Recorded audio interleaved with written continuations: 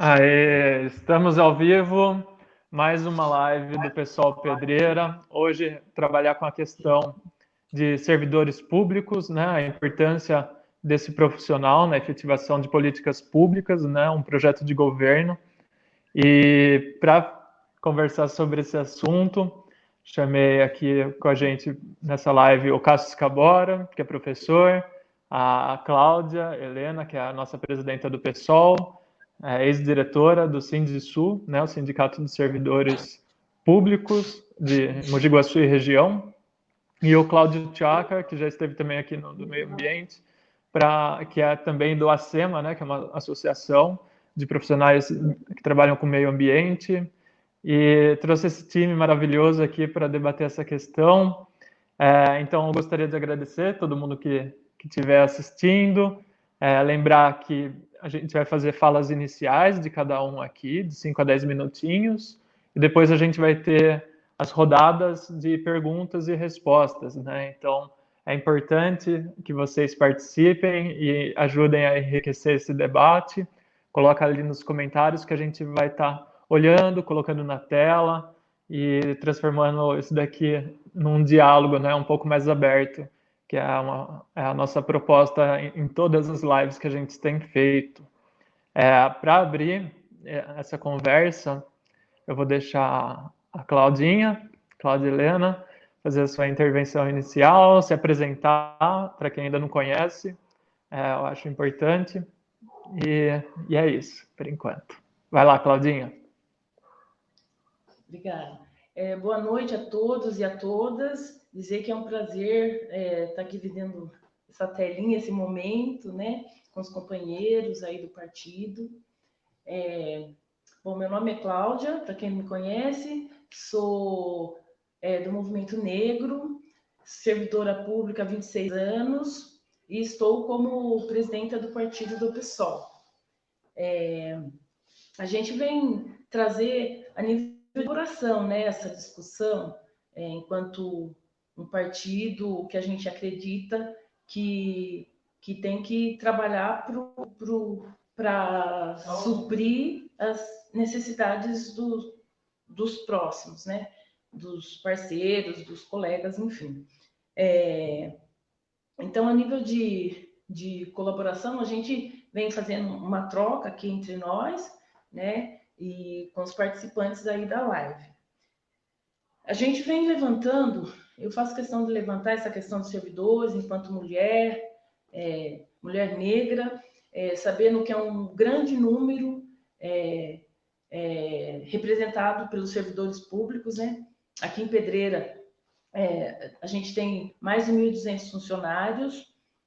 Eu sei que mais da metade, quase metade desses funcionários são mulheres, inclusive sempre foram as que representavam vários setores nas assembleias do sindicato, né? Lembrando, inclusive, da época que eu fui dirigente sindical aí por 5 anos, tentando colaborar com os servidores. A gente traz uma das questões aí para colaborar, para a gente discutir, que é a falta de informação que a gente está tendo, que a gente vem tendo a respeito de como estão os trabalhadores essenciais nesse momento aqui, de qual é o número de trabalhadores que estão, né, na linha de frente. Eu tentei levantar, né, não consegui. Eu entendo que poderia estar na transparência da prefeitura e isso a gente não encontra. Eu não consegui saber ao certo o número de funcionários que estão, né, na área da saúde trabalhando, os funcionários de grupo de risco. Isso eu sei que tem vários trabalhando, alguns só conseguiu afastamento, né, pedindo, conversando verbalmente, eles conseguiram o afastamento. Então, a gente levanta uma preocupação imensa de não ter esse tipo de informações, né?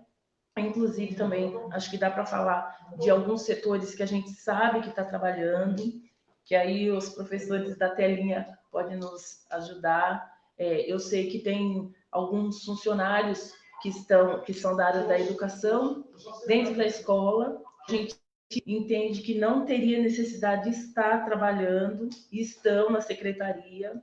Eu tive essa informação. Não consegui fechar, com certeza, se estão em aglomeração trabalhando. Eu sei que houve aí alguns dias de entrega de um kitzinho escolar, né, que o prefeito fez. Mas fora isso, eu sei que elas continuam coordenadora, secretária. Eu sei de 4, 5 funcionários que estão dentro da secretaria trabalhando. E aí eu não sei de que forma, não consegui ter esse tipo de acesso para saber de fato se elas estão trabalhando de formas responsável, né, de forma segura. Acho que por enquanto é isso. E até acrescentar isso que você estava falando, Claudinha, porque eu já tive problemas, por exemplo, para pedir informação pelo e-ouve, de ficar quase 60 dias esperando resposta. Então, é bem complicado. E era uma pergunta que eu tinha mandado para a Secretaria de Saúde sobre se a gente estava pronto para lidar com essa situação, né? E o que cada um tinha que fazer. Foi no primeiro dia, né, que foi decretado a quarentena. Eu mandei a pergunta, eu recebi só em maio a resposta. Porque na época, aí já nesse ponto de não funcionar essas questões de informações, o site deles estava com um erro na página de Lei de Acesso à Informação, que eu tinha feito 2 requisições de informação lá e nenhuma tinha chegado para o cara. Aí uma das moças que estava cuidando da página no Facebook me orientou aí para o e-ouve, e lá foi pior. Agora já parece que regularizou essa parte da Lei de Acesso à Informação, porque eu fiz e recebi uma resposta um pouco mais rápida sobre um outro assunto. Mas é uma coisa que a gente tem que ficar em cima, né, para conseguir informação básica, inclusive. Aí agora eu vou chamar o Cássio, que para dar um panorama um pouquinho da situação de pessoas que trabalham em projetos muito importantes para a população, né? Ele é professor do cursinho e tem algumas informações para passar sobre isso também e sobre a importância do serviço público no município. Vai lá, Cassião. Boa noite, gente. Sou o Cássio, para quem não me conhece. Sou aqui do Pessoal Pedreira com o pessoal. Nós todos aqui na live somos do Pessoal Pedreira, né? E o que acontece?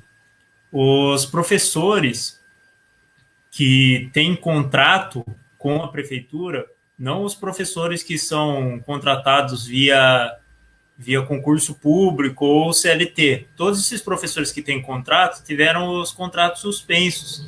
Então, qual é a situação que esses professores estão enfrentando agora nesse momento, né? É uma coisa que a gente tem que se perguntar, porque todo mundo está precisando comer, precisando colocar comida na mesa, e complicada essa situação. Uma coisa que eu vivi dentro do cursinho, logo no início da pandemia, a gente não teve nenhuma comunicação direta com a Secretaria da Educação, o que deveria ser feito ou como fazer. Então, os professores se juntaram, cada um da sua maneira, né? Não foi assim um negócio que foi exatamente, vamos todos fazer dessa maneira. Mas eles criaram conteúdos online, aulas online, via Zoom, via outros aplicativos, e eles fizeram por si só para não deixar os alunos na mão, né? Para os alunos não enfrentarem todo esse problema da pandemia e continuarem essa questão de continuar estudando, se preparando, porque não sabia quando ia ser o Enem, não sabia se ia ter vestibular. Hoje a gente tem noção que o problema é muito maior do que a gente pensava lá no início, mas no início a gente não sabia qual era o problema. E aí os professores por si só, né, tomaram essa ação, tomaram a frente, fizeram acontecer, que foi uma coisa que não teve um suporte da Secretaria de Educação, foi uma coisa assim que teve suporte de quem estava próximo ali, do pessoal que trabalha na escola, dos professores, e foi assim que aconteceu. Já nas escolas, eu vou até...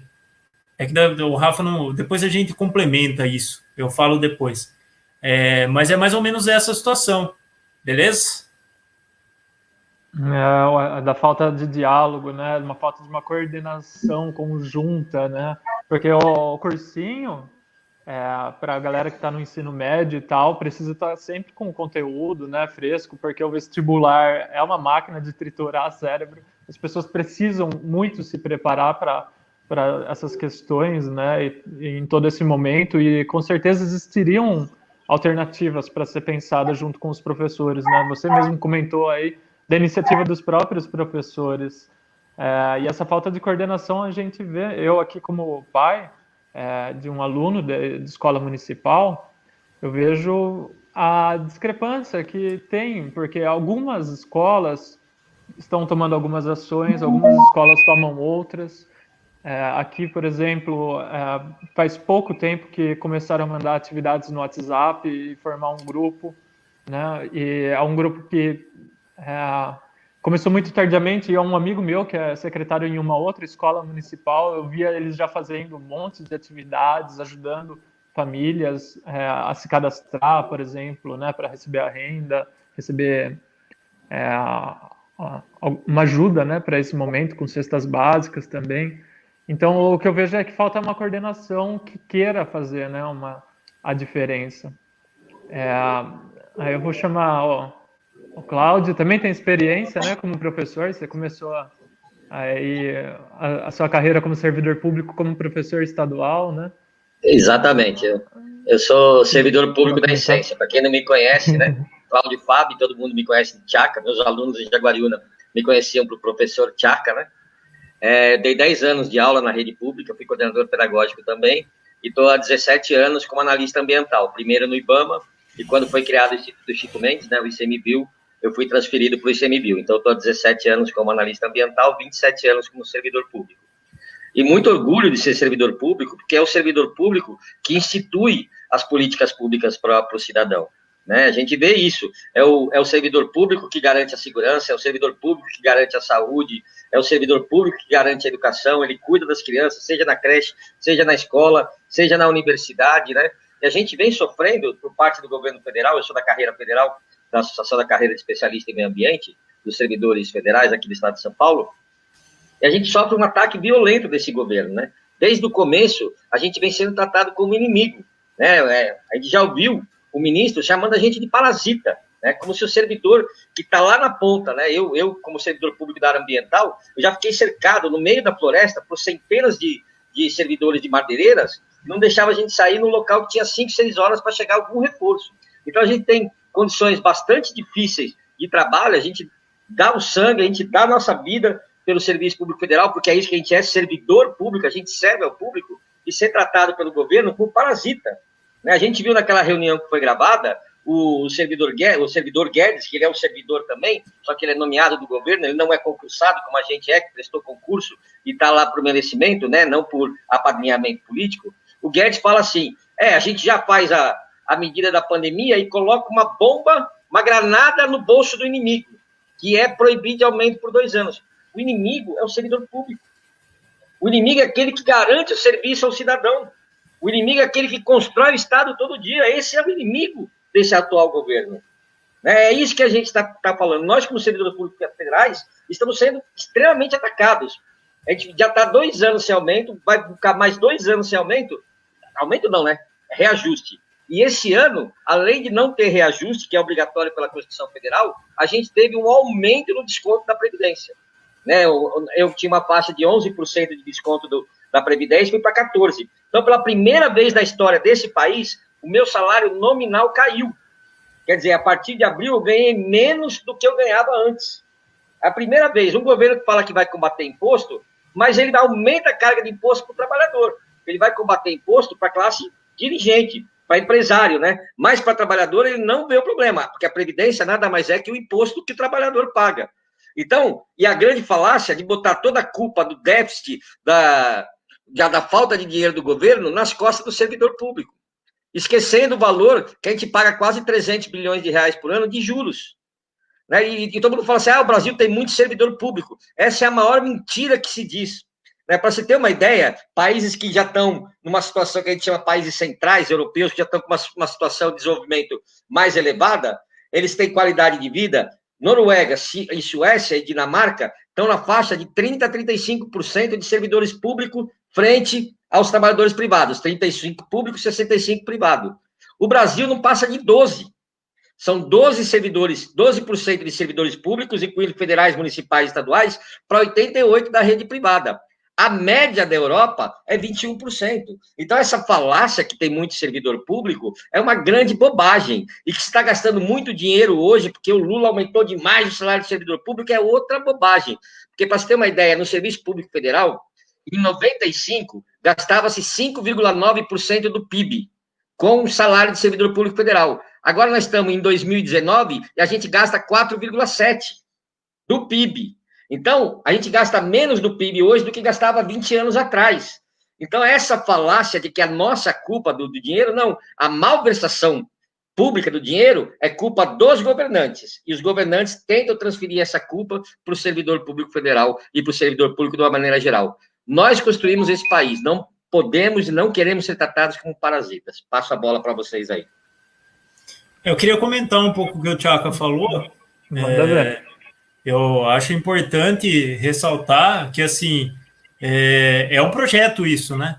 A gente enxerga que é um projeto, porque todos os interesses burgueses são o que estão fazendo agora com a questão do servidor público. Estão deixando que tudo deixe de ser público, essa política neoliberal, que é para mostrar que é uma tentativa de criminalizar o servidor público, na verdade, a gente vê. É mais ou menos isso, porque o servidor público que luta ali todo dia é o vagabundo, é aquele que está sempre errado, que não faz as coisas pelo bem, é aquele que está encostado. Então, tudo isso é um projeto para transformar essa questão e eles poderem enfiar essa política neoliberal goela abaixo da gente. É muito complicado essa situação, porque a gente vê que o interesse financeiro prevalece sobre a questão do serviço e o bem-estar da população. Era essa intervenção que eu queria fazer agora. Beleza. Eu ia comentar que uma das coisas que o Tchaka levantou é como se o Lula tivesse melhorado a vida, né, dos servidores públicos, mas a gente tem que lembrar que o PSOL nasceu de uma ruptura com o PT exatamente na reforma da Previdência que o Lula passou, né, que tirou a integralidade da aposentadoria do servidor público. Não sei onde você estava atuando, Tchaka, nessa época. Eu queria que você queria comentar alguma coisa. Não, sim. Essa foi a grande ruptura, né, da Heloísa Helena com o PT na época, né? Só lembrando que naquela época ali já tinha surgido para o servidor público federal a idade mínima, né, que foi instituída agora para o servidor privado. Lá surgiu a do serviço público. E a gente não viu ganho, porque todo mundo fala que a reforma da Previdência vai melhorar o país. O que a reforma da Previdência efetivamente traz de melhor para o país? O que melhorou com o país? Deu me não poder aposentar com 35 anos de carreira, como era o combinado, e ter que me aposentar com 65 anos de idade. E é bom a gente deixar claro a quem beneficia esse grupo de reformas. Tem que deixar bem claro que não é uma coisa assim, sem sentido. Tem sentido. Eu quero diminuir a carga de imposto. Meu discurso para a população é que assim, a gente vai diminuir o imposto porque esse imposto é que mata a população. Se eu diminuo o imposto, eu diminuo a qualidade da educação, porque eu vou ter menos dinheiro para pagar professor. Para eles não é problema, porque o filho deles estuda na escola privada. Eu vou ter menos dinheiro para a saúde. Para eles não é problema, porque a saúde deles é privada. Né? Para eles vai ficar com problema na segurança, eles moram em condomínio fechado. Né? A reforma da Previdência também não é um problema para eles, porque eles têm a Previdência complementar. E mais do que isso, uma coisa que é brutal na reforma da Previdência é o seguinte: quem tinha aquelas regras antigas, lembrava que era assim, 80% dos salários mais altos para calcular a média, certo? Era assim que se calculava a Previdência antes da reforma. Como é que passou agora? Agora é a totalidade dos salários, desde o primeiro dia que você entrou para trabalhar até o último dia. A quem beneficia isso? Ao burguês mais rico. Por que beneficia o burguês mais rico? Porque assim, você começa a trabalhar, você é da classe mais operária, mais pobre, começa a trabalhar com 15, 16, 17 anos, entra com um salário de boy, um salário mínimo reduzido. Quando você chegar lá no fim, vamos supor que você conseguiu com muito esforço, se formou engenheiro, chegou no topo da carreira, está lá bem bom, pagando o teto da Previdência. Quando for fazer a sua média salarial, vai pegar o seu salário mínimo de office boy. Porque vai pegar todos os salários da carreira e vai cair lá embaixo. Agora, se eu sou de uma classe privilegiada, que nunca trabalhou, fiz a minha faculdade, fiz minha pós-graduação, só fui trabalhar com isso, só depois disso, aí eu entro na empresa já com o teto. A minha média salarial mais alta. Então, beneficia diretamente a reforma da Previdência quem sempre pagou a contribuição mais alta. Quer dizer, beneficia também a classe burguesa nesse sentido. Desculpa se eu falei demais. Eu queria fazer um comentário sobre a reforma da Previdência, né? Que é importante a gente lembrar que eles venderam um discurso que o INSS estava quebrado, tal, enfim, todo esse discurso muito bem feito para vender isso para a população cair nessa falácia e acreditar nessa situação. Na verdade, a gente tem que lembrar que o INSS está dentro da Seguridade Social. Então, ou seja, dentro da Seguridade Social, eles tiraram até verbas para outras coisas da Seguridade Social para utilizar em outras coisas. Então, a gente tem que lembrar disso, que, na verdade, assim, pode até ser que o INSS esteja quebrado, mas a questão é que a Seguridade Social não está quebrada. Eles estão tirando dinheiro da Seguridade Social para colocar em outra coisa e o INSS está dentro da Seguridade Social. Então, é importante ressaltar isso para a gente sempre lembrar dessa situação, que foi um discurso implantado para colocar a goela abaixo das pessoas essa questão da reforma da Previdência. E também tem a questão deles precarizarem os serviços, né? Transforma todo mundo em MEI e aí não tem arrecadação direito igual tinha e aí fragiliza cada vez mais, né? Claudinha, você quer falar? Só reforçando, né, que a gente vem assistindo um verdadeiro desmonte, né, do serviço público e vem de lá de cima. É importante a gente ressaltar que para que os servidores aqui do município... Nossa. Caiu o celular aí?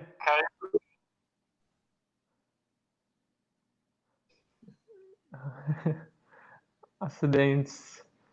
Acontece. Eu acho que é importante você ressaltar, Rafa, já que você comentou dessa questão do MEI, né, já enquanto a Cláudia volta. O desmonte vem também para a gente, chega aqui, né? É importante a gente ressaltar que chega aqui para a gente também, né? A gente vê um desânimo, até por falta de reconhecimento, né, do governo municipal, e a gente vê um desânimo dos trabalhadores, né, desses servidores. É importante que eles fiquem alerta, que sobra para a gente também, né? Inclusive, congelamento de salários, nós não tivemos nem aumento de salário, e coisa que já tinha sido discutido, já tinha sido aprovado na Câmara, e o prefeito voltou atrás, vetou o projeto, e nós não tivemos aumento nenhum. Sim, eu ia até pedir para você comentar isso depois daquela fala do Tchaka, né? Porque ele falou dessa questão de congelamento e tal, e de acordos, né? E a gente teve esse caso aí em Pedreira, né? Que já tinha sido acordado o reajuste. Exato. E aí eles congelaram antes da pandemia, e aí agora se aproveitam do discurso federal para se defender. Isso, logo no comecinho. E é um momento que agora, como eu disse, os servidores acham que não seria o momento nem de se discutir a questão de aumento salarial por conta da pandemia. Eu sempre levo a questão, falo da importância da gente se posicionar, a gente fazer a discussão, levar para os governantes, né, para eles entenderem qual a importância, que a gente sabe da importância do nosso trabalho, né? Principalmente nesse momento, para os servidores que vêm aí na linha de frente. A gente sabe que eles tiveram, pelo que eu entendi, a enfermagem teve um aumento aí na insalubridade, mas que também vai acabar sendo descontado de qualquer forma. Enfim, é um aumento que mal aparece, né? Então, a gente tem uma preocupação muito grande com isso. E a gente traz isso para os trabalhadores de Pedreira, para os servidores, como reflexão, né? Que é importante essa discussão. A gente pedia aumento do cartão alimentação. E tinha funcionários que diziam que não era o momento, que a gente tinha que tomar cuidado, que eles poderiam até retirar o cartão alimentação, sabe? Eu tive que ir lá, bater a cabeça, discutir, fazer eles enxergarem que seria impossível, que é inegável, né? Eles mexerem no cartão alimentação, que é uma mixaria, que não se dê aumento, mas que perder... Embora a gente venha, né, no longo desses últimos anos, tendo muitas percas, né, a nível aí federal, estadual e aqui também, a nível municipal. E é comum, né, esse discurso do medo para imobilizar a luta, né, por direitos e tal, não só no setor público, como no privado, né, as pessoas têm medo de se queimar, né, e a gente em uma cidade pequena, inclusive, né, essa questão acho que fica ainda mais amplificada, né, do medo de se queimar com os poderosos, os coronéis, né? Então a galera realmente tem esse medo e não é um medo infundado de todo, né? É o que você comentou, a gente vem perdendo direitos, né? E de cima para baixo o tempo todo, mas não é abaixando a cabeça que a gente recupera eles, né? Porque direito não é um presente, é uma conquista. Né? Eu acho que esse é um ponto importante para a gente sempre ter em mente. E pode falar. Até para colocar em cima dessa questão, até então eu estava como diretora, né, do sindicato, um sindicato que eu vinha aí tentando fazer uma diferença, né, pela luta de classe, né, mostrando qual é, de fato, uma posição de um diretor enquanto luta de classe. Mas eu saí, deixei, né, o mandato, acabou o mandato, me recusei a continuar, né, nessa nova diretoria, que eu fui chamada, inclusive, pelo presidente para continuar, eu me neguei. Aí eu fui para os grupos e me expliquei o porquê de eu não continuar. Porque a gente vive numa cidade que tem numa prefeitura que tem 1.200 funcionários, nunca teve representante liberado da cidade. Eu vim para ficar liberada, me dei ao máximo, consegui algumas questões, né, levar para frente algumas demandas, mas assim, fui impedida, porque é um sindicato acostumado numa mesmice, de não participar, de levar tudo com a barriga, de botar panos quentes, de deixar o prefeito muito à vontade com as questões, com as demandas que eram levantadas.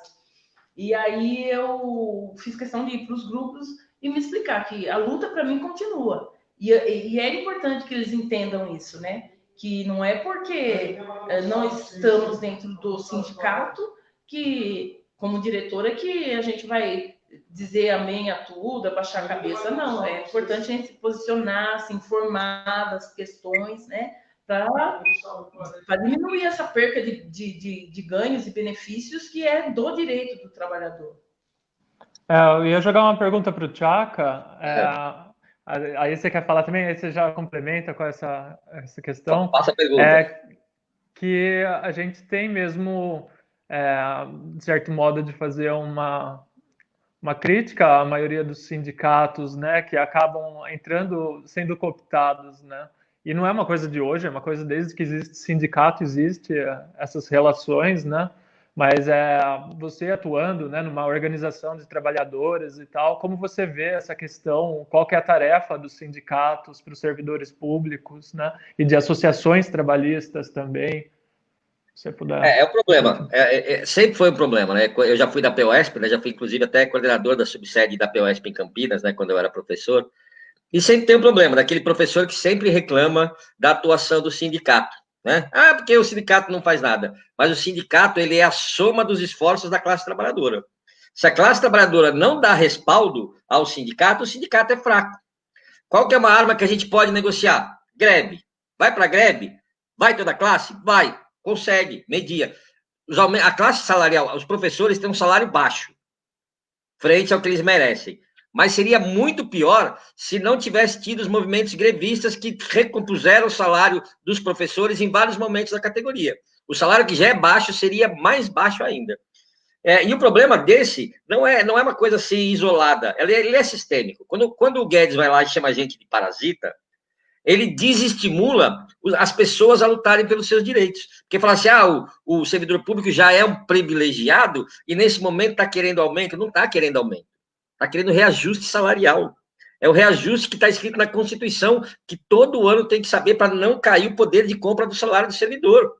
O servidor ele ganha aquele salário fixo, ele não é que nem um comerciante que, conforme aumenta as vendas e aumenta o preço das suas mercadorias, aumenta a sua remuneração. Nosso salário é fixo, se não tiver a correção que é justa e devida e a Constituição prevê, a gente vai ter um achatamento salarial ao longo dos anos. Por isso que a queda do PIB, né, do gasto do PIB com os servidores, porque o aumento é sempre menor que a inflação, mas todo ano tem aumento do IPTU, todo ano tem aumento de IPVA, sempre acima, aumento de pedágio, aumento das tarifas de conta de luz, tudo tarifa governamental, tudo acima da inflação, e o salário do servidor não é reajustado, quer dizer, mais-valia em cima do trabalho do servidor público.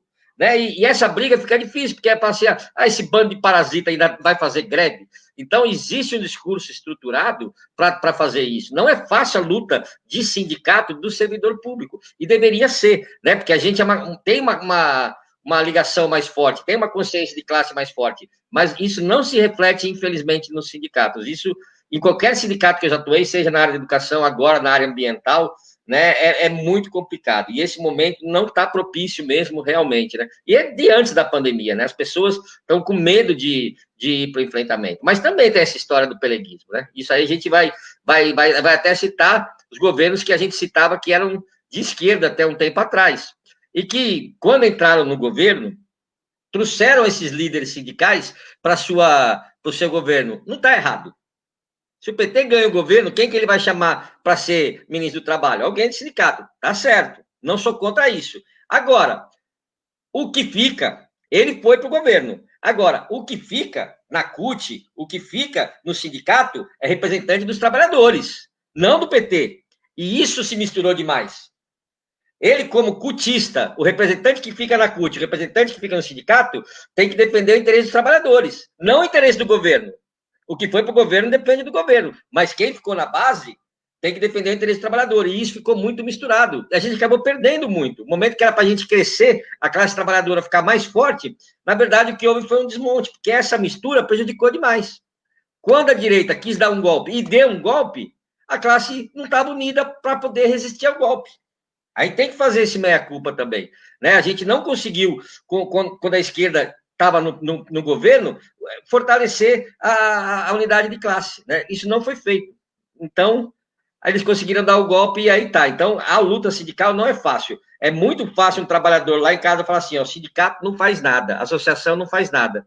Mas ele também, quando o movimento chama uma reunião, quando chama uma assembleia, não participa. Aí vai ser fraco, é difícil lutar sem apoio da base. O sindicato nada mais é que a soma dos esforços dos seus componentes. Perfeito.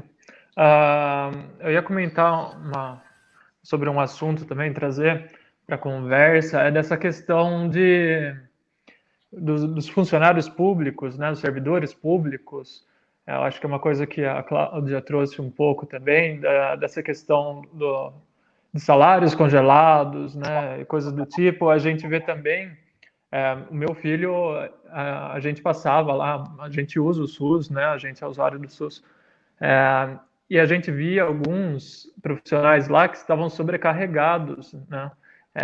Então a gente vê um peso desse enfraquecimento do serviço público que coloca muitas vezes o cidadão contra os servidores públicos por causa de atraso, de coisas do tipo, de atendimento ruim, mas não vê o quanto o governo acaba, né, precarizando o trabalho do servidor público e por outro lado, os governos municipais, estaduais, apostam muito nos comissionados, né? Os comissionados têm uma vida bem mais leve e os servidores públicos concursados que têm por função um projeto muito mais amplo do que um de governo, né?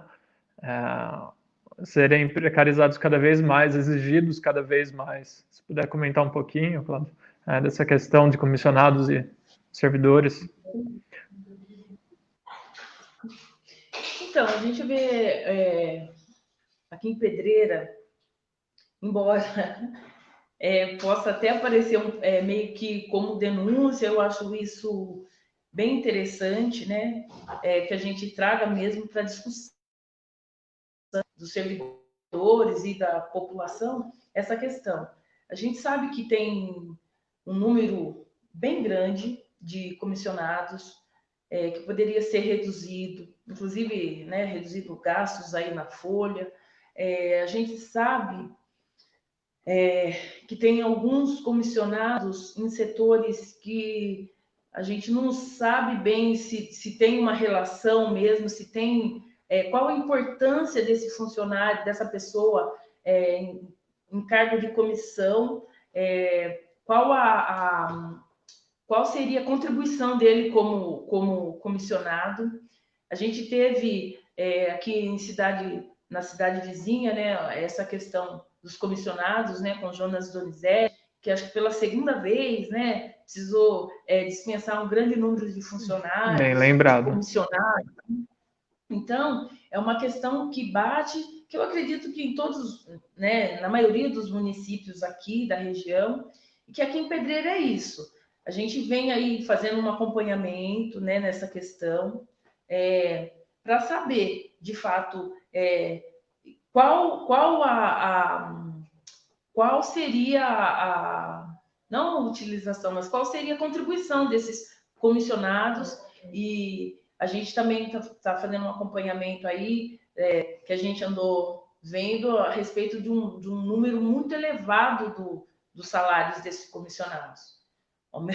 Teve ano aí que nós recebemos, que os servidores receberam 4% de aumento, e além desse 4% de aumento, os comissionados ainda levou um valor muito alto nos seus salários.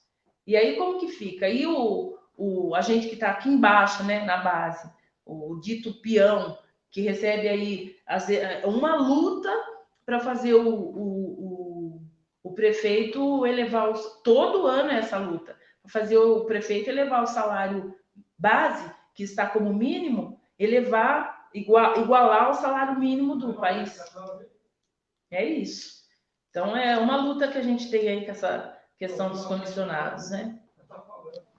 E achei legal você trazer essa questão do que a gente está vendo em Campinas, né, do Jonas Donizete, que ele já tinha recebido, né, uma notificação há um bom tempo para essa questão dos comissionados lá, que é um absurdo mesmo o número dele, e a gente tem a ver, né, com a nossa realidade, porque o próprio prefeito atual nosso foi secretário de Finanças, né, do Jonas. Então, além de serem colegas de sigla, né, partidária, né, eles têm uma relação muito próxima entre eles, né, e agora o STF obrigou o Jonas a demitir esses comissionados, e inclusive muitos comissionados fantasmas, né, ele ressalta isso numa das notas. Cássio? Lembrando aí o ano passado até eu e o Rafa estava acompanhando de perto essa questão dos comissionados aqui, quando a gente estava lá no coletivo, a gente chegou até a gravar um podcast sobre as movimentações na sessão da Câmara de Pedreira, e aqui em Pedreira o Tribunal de Contas mandou cortar comissionado, e aí quando mandou cortar comissionado, só aí que foi cortado. Mas da mesma maneira que foi cortado o comissionado, diminuiu a quantidade de comissionado, por outro lado, o que eles fizeram? Eles aumentaram os salários dos comissionados, que continuaram. Então, dessa maneira, aparentemente parece que você diminuiu o valor dos comissionados, né? Fica até uma coisa bonitinha, mas pelo contrário, você faz um loteamento diferente, porque daí você... É aquilo que eles fazem até hoje. A gente tem notícia de agora que tem secretário sendo exonerado nesse momento, trocando de pasta, só para receber os valores que ele tem direito de férias e coisas desse tipo, ou seja, fazendo uma troca ali, tirando de uma pasta e colocando na outra, só para manter essa base, porque é ano de eleição. Então a preocupação dele é manter essa base que eles têm para ano de eleição, para tentar ficar com todos os vereadores, os pré-candidatos, na mão deles, para conseguir, de repente, se reeleger e continuar esse projeto na cidade.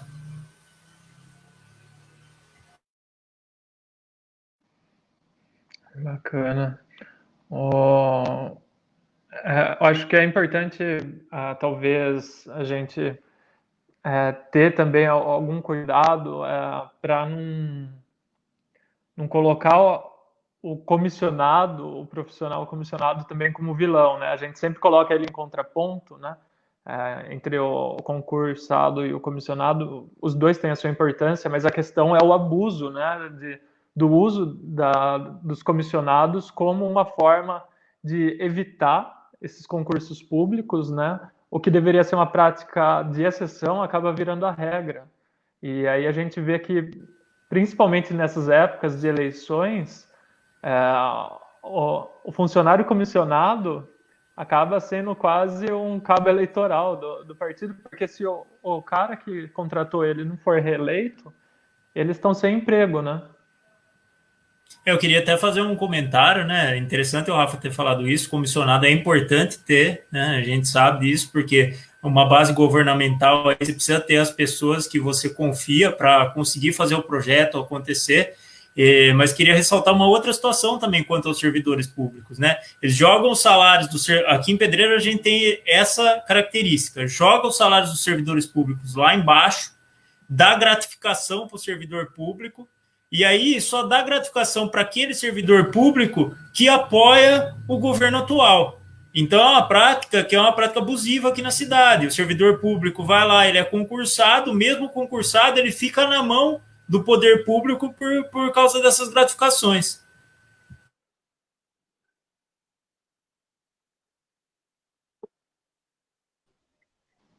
E o direito é igual para todos, né? Pedreira...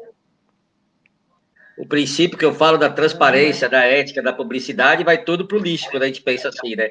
Quando você limita a participação política do servidor. Quer dizer, não é porque ele é servidor municipal, se ele é concursado, ele tem o direito de militar aonde ele quiser. A democracia está aí para isso. Ele não é obrigado a ser um servidor do partido do governo que foi eleito, né? Acho que o Rafael vem dando uns toques, né, na diferença entre governo e Estado, né? O servidor que é efetivo é aquele que está no governo, mas que vai sair. Então, a gente tem que lembrar sempre disso, né? Que o servidor ele tem o direito de participação política, ele não é alijado desse direito, ele pode ser favorável ou contrário, né? Ele é servidor público, ele é cidadão também, né? Não é porque é servidor público que perde os direitos de cidadania.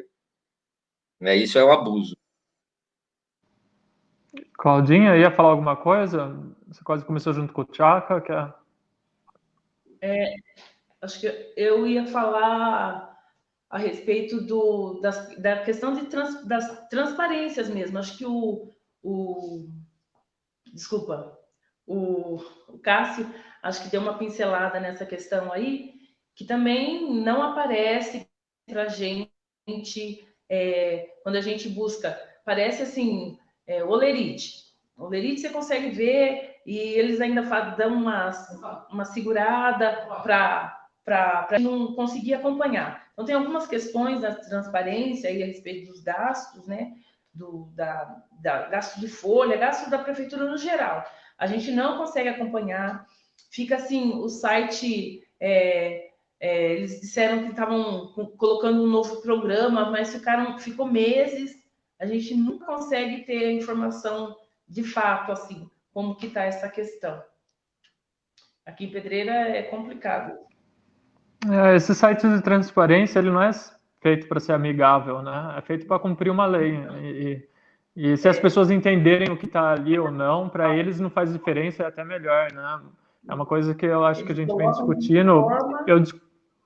Eu discutia bastante com o Cássio, né? De como tudo é feito para não participar, não ir atrás. A questão a gente vê na Câmara, né? Os projetos de lei são difíceis de entender e os vereadores não dialogam com a população para explicar. Basicamente, estamos votando essa lei, quem é a favor fica onde está, quem é contra levanta. Aí você vai lá ver as discussões, não tem discussão nenhuma. Então, na verdade, a gente sofre com essa questão de informação mal feita, mal estruturada em tudo, né, na cidade. Não é uma cidade muito feita para participação popular. Isso pode ser mudado através das escolhas de bons representantes, né? Representantes que valorizem o serviço público, não aquele que critica. Então, eu só queria dar esse toque, né? Na hora que tiver num programa de eleição e as pessoas vão começar agora a fazer programa eleitoral e prometer, né? O que eles prometem basicamente? Vou melhorar a educação, saúde e segurança. Aí vai melhorar tudo isso, que é tudo feito para o servidor público, vai melhorar tudo isso e fala assim, e vou reduzir imposto. Todo mundo quer que reduza imposto. Eu quero que reduza imposto. Mas quando está falando em reduzir imposto, imposto que o trabalhador paga? Previdência e imposto de renda na fonte. Nenhum desses dois vai ser reduzido. Só que vai ser reduzido é o imposto que o patrão paga. Vocês acham que isso vai melhorar a qualidade de vida do trabalhador? Bom, como eu vou pagar menos imposto, eu vou aumentar o salário do meu trabalhador. Quem é que acredita numa história dessa? E quando diminui o imposto, não tem como. Diminui a arrecadação do governo, não dá para melhorar o serviço que é oferecido. É aquilo que a gente já falou, né? Mas para quem tem escola paga e saúde paga, não está preocupado com a diminuição, com a queda da arrecadação do município, né? Então, ano eleitoral, tomar cuidado com o que a pessoa promete, ver se tem coerência. Se ele está prometendo que vai melhorar coisas que dependem do servidor público, ele tem que fazer uma política que valorize o servidor público. Não tem milagre, né? Não tem almoço grátis na sociedade, né? Se você quer um serviço, você tem que pagar por esse serviço e pagar adequadamente o valor que ele merece, né? E o servidor público merece ser tratado com muito mais respeito e muito mais dignidade do que vem sendo tratado, principalmente nas prefeituras municipais, que, para você ter uma ideia, o pessoal fala assim, o servidor público, ele recebe uma média, né, de 30%, 40% a mais que o servidor da iniciativa privada. Aí as pessoas esquecem de fazer o recorte, né? Esquecem que tem o servidor do executivo, o servidor do legislativo, o servidor do judiciário. Então, o judiciário joga a média lá para cima, né? Aí o legislativo lá para cima, o executivo federal lá embaixo. Quando chega no município, para ter uma ideia, a média dos salários dos servidores municipais é 10% menor do que a mesma função na iniciativa privada. Isso ninguém fala, isso ninguém esquece. Mas o que ganha um professor na rede pública é muito menor do que ganha um professor na rede privada. O que ganha um servidor da saúde na rede pública é menor do que ganha um servidor da rede privada. Então, essa falácia dos salários enormes do servidor público vale para aquele ministro que falou que a gente é parasita. Ele tem um salário lá em cima, no teto, né? Ele ganha quase o salário do presidente da República, tem passagem diária para viajar. Mas a grande massa dos servidores não é essa a realidade. E quando ele fala em parasita, a população fica imaginando naqueles 0,5% da classe dos servidores que ganha um salário que é justo.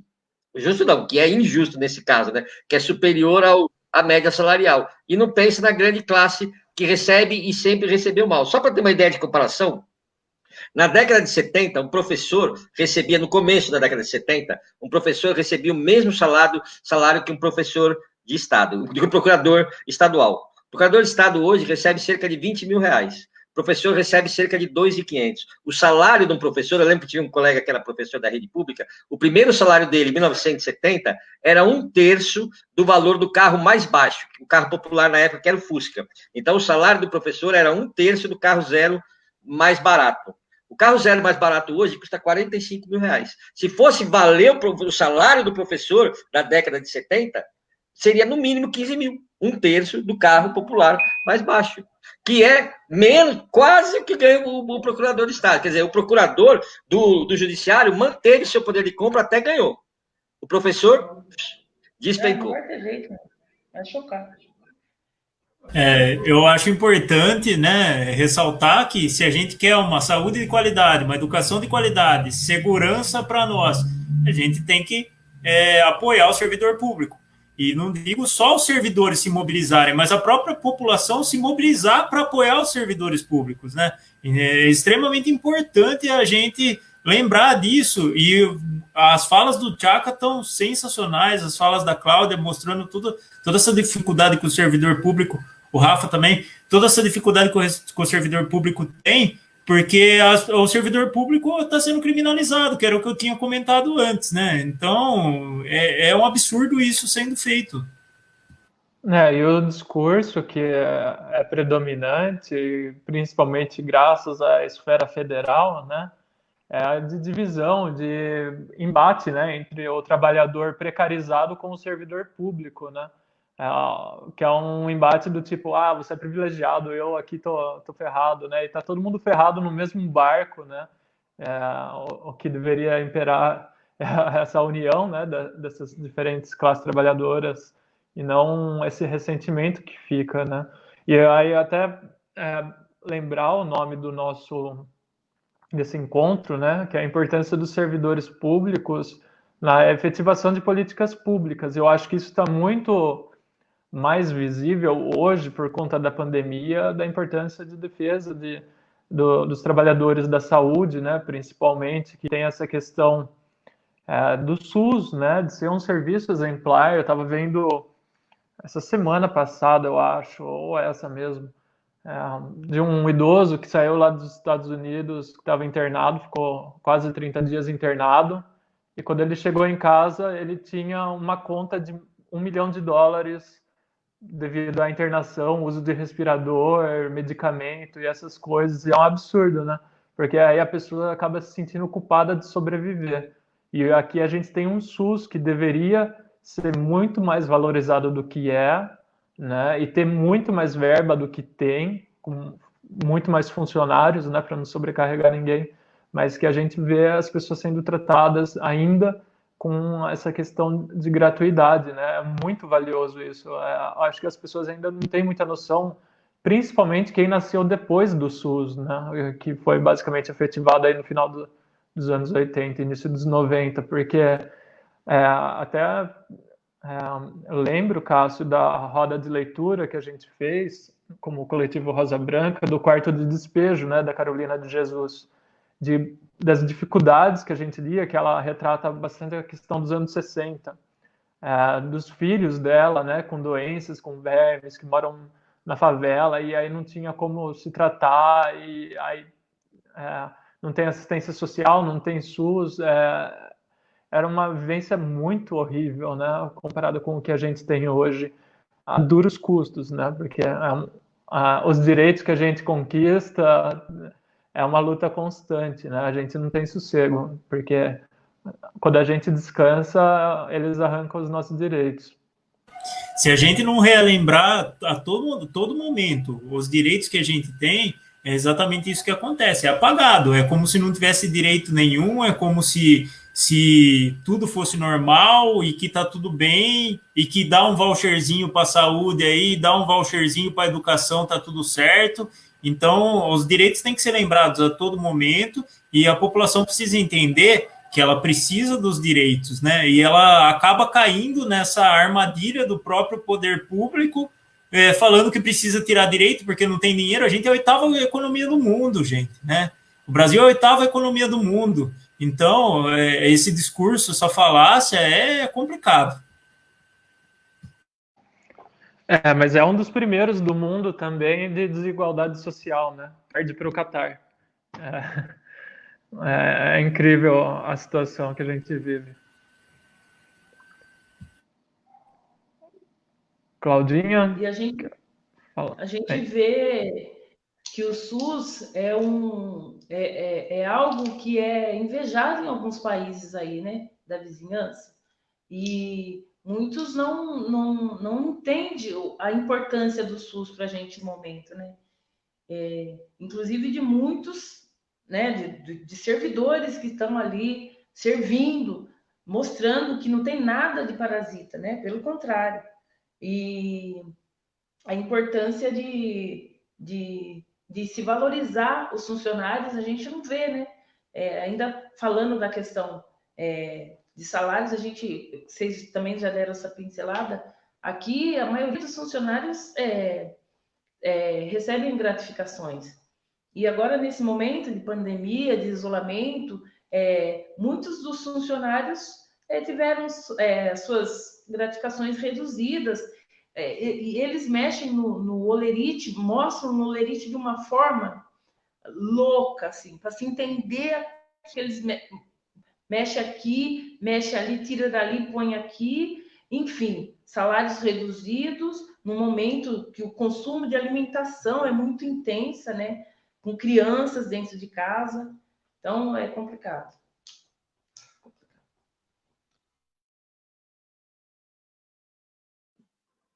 queria falar um pouquinho das aberrações que as gratificações às vezes podem causar.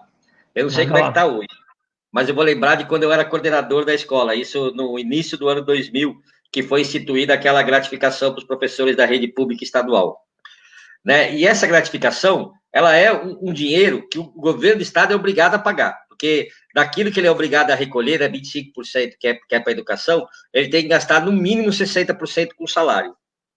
Chegava no final do ano, ele não gastava 60% do salário, porque o salário do professor está sempre defasado. Aí sobrava o dinheiro, e se ele não aplicasse em salário, ele poderia, inclusive, correr em crime de responsabilidade.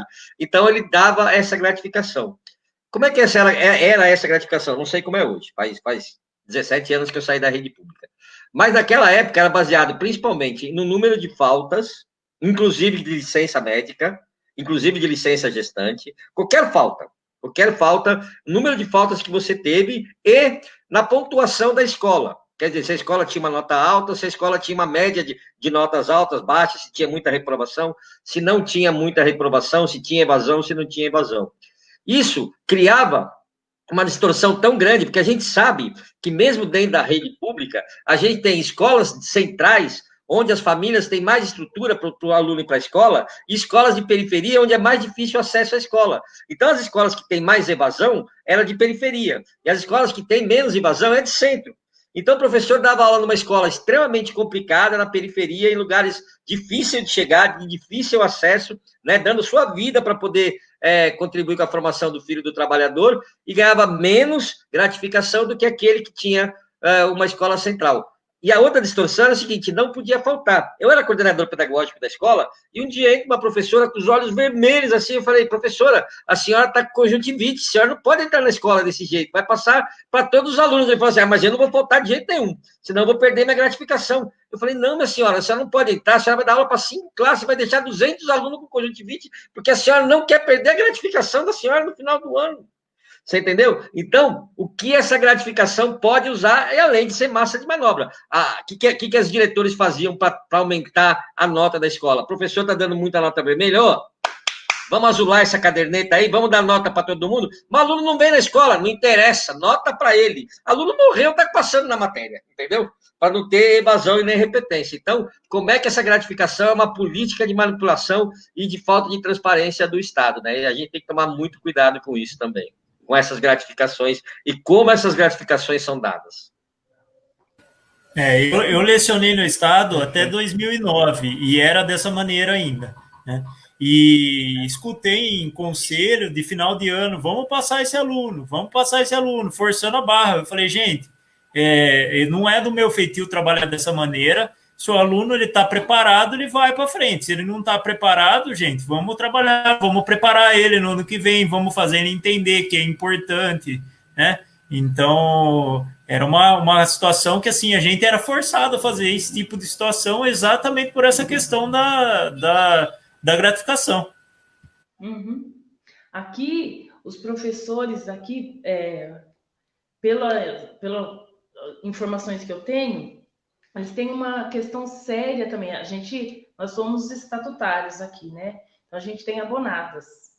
Eu sei, assim, e já ouvi a secretária da Educação tentando explicar o porquê, mas, enfim, se eles pegam as abonadas que é de direito no tempo certo, no tempo hábil, eles acabam perdendo algo no salário, de alguma forma. Porque a abonada é de direito, são 6 abonadas, e acho que a cada 2 meses tem que dar uma, pode se dar uma.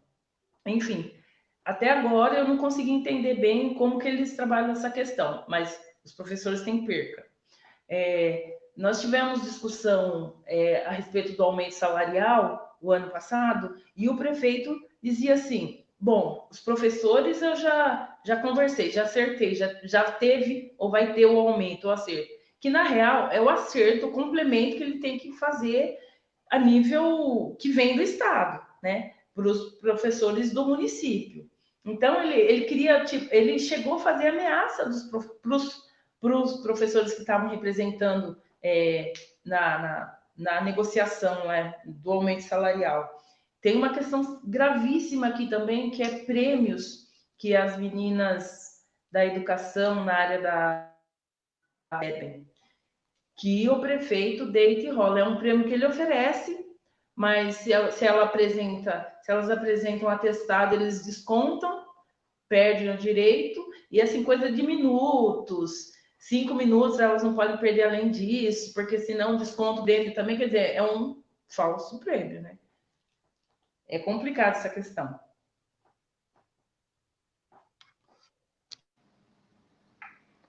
Perfeito. Eu estava pensando aqui se a gente vai para as considerações finais. A gente está com 1 hora aqui de live. Se cada um poder fazer uma pincelada no geral, por que os servidores públicos têm importância e como eles podem se organizar e como a população pode apoiar, dar uma pinceladinha geral aí para a gente finalizar esse papo. Como a Cláudia caiu, eu vou pedir para o Cássio comentar aí. Pode ser? Pode ser. Gente, a gente tem que valorizar o servidor público, porque se a gente quer uma educação de qualidade, saúde de qualidade, segurança, a única maneira que as pessoas vão ter acesso a isso é com o serviço público, né? A grande camada, igual o Rafa comentou ao longo da live, que o Brasil, apesar de ser a 8ª economia do mundo, quando eu comentei isso, ele lembrou muito bem, é um país cheio de desigualdade social. Então, para a gente conseguir levar esse serviço de qualidade e segurança para todo mundo, e tudo isso, o único jeito é valorizar o servidor público. Como o próprio Tchaka disse no meio da live, lembrando que no judiciário ganha-se um salário absurdo, no legislativo um salário absurdo, e o servidor público que está na ponta, que é o que faz o trabalho acontecer para a população receber um serviço de qualidade, é o servidor público que é desvalorizado, e o trabalhador precarizado, como o Rafa muito bem lembrou, esse trabalhador precarizado, o governo coloca em conflito a classe do servidor público com o trabalhador precarizado, sendo que os dois estão no mesmo barco, na mesma situação complicada e perdendo seus direitos cada vez mais. Eu agradeço muito ter participado da live aí e espero que vocês acompanhem. Quinta-feira que vem tem outra live do Pessoal Pedreira e vamos forte aí. Um abraço para todo mundo. Obrigado, Tchaka. Obrigado, Cláudia. Obrigado, Rafa. Valeu. Vai lá, Claudinha. Eu só tenho a agradecer, né? Eu acho que para a gente é sempre rico essa troca, né? São parceiros. Eu acho que vale sempre a pena a gente estar levantando essas questões, pondo a população e os colegas aí, né, servidores, para reflexão. E eu acho que, para mim, essa é uma questão que vale mesmo como uma chamada, né? Reflexões que fazem a gente, leva a gente a pensar, como o Tchaka também já citou, a questão aí de troca mesmo, né, desses governantes, para mudança disso que para a gente é só um desgoverno, né? Que a gente tem tido muitas percas, a gente enquanto servidora, a gente enquanto mulher periférica, mãe, a gente vê umas questões gravíssimas de percas de benefício, reconhecimento a gente não tem nenhum.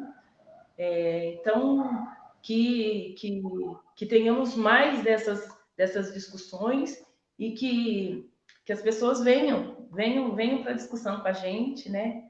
E dizer que o pessoal está aberto aí para que as pessoas venham para discutir, para conhecer o partido e que estamos aí, na luta. Um abraço a todos. Perfeito. Saúde para todos. Amém. Fora Bolsonaro. Tchaka, eu vou me despedir primeiro que você, porque eu sei que você vai detonar e fechar com chave de ouro. Que toda vez que você fala, eu até arrepio aqui.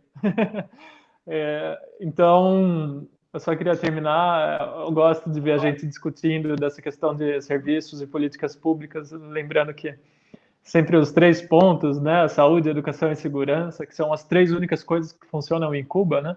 É um selo que já foi dado pela direita, né, para essas organizações onde o Estado se faz mais presente de uma maneira mais ética. E eu acho que é importante a gente ter em mente que a gente pode lutar por questões de trabalho de muitas maneiras, podem ser sindicatos, e podem ser partidos, pode ser em movimentos sociais. O que é importante é a gente não ficar guardando essa indignação com a gente, né? É importante a gente dividir e se movimentar. A organização depende muito disso, né? Da gente tirar um pouquinho, arregaçar as mangas. Então, eu acho que essa questão dos servidores públicos, eu acho que tem que partir para uma outra discussão em um outro momento, que é da participação popular, né? Da gente repensar a sociedade que a gente quer, o que a gente quer do Estado, qual que é a nossa função como cidadão, os nossos direitos e deveres e como que a gente pode ampliar isso, né? Participar, por exemplo, de conselhos municipais, que a gente vê aqui na cidade que existem, mas é basicamente os amigos do prefeito que trabalham. Então, como que a gente consegue, né, achar essas brechas para a gente definir melhor as nossas políticas públicas? E o trabalhador, o servidor público tem que ser muito valorizado, porque realmente o trabalho dele é para todos, não é para quem está na elite aí, que tem os seus serviços privados garantidos. Vai lá, Tchaka.